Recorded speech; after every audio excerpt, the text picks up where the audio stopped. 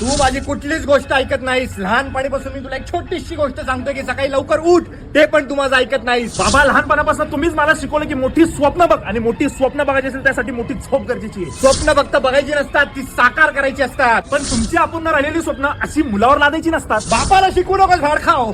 बाबा, आयुष्यभर मी सगळं तुमचंच ऐकलंय. तुम्ही मला म्हणले इंजिनिअरिंग कर, मी इंजिनिअरिंगच केली. पण तुम्ही कधी मला विचारलं की तुला काय हवंय? अरे तुला काय हवंय मला माहितीये, 500 रुपये पेट्रोलसाठी आणि 1000 रुपये हॉटेलात जाऊन त्या पोरीवर उडवण्यासाठी. अरे दुपारी 12 वाजता उठणाऱ्या पोराला मी हे विचारू की तुला काय हवंय म्हणून?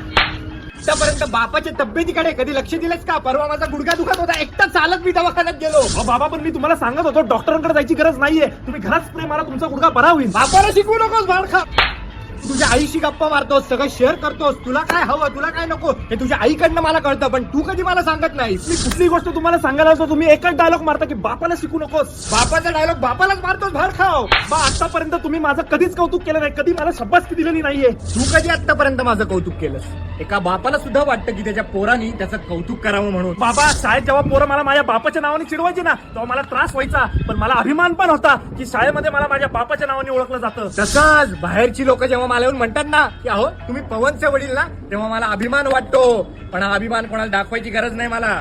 चल बसू. हा, चला बसूया. वातावरण पण मस्त झालं. अरे भाडखाव जेवायला नाही, बस. नाही, नाही.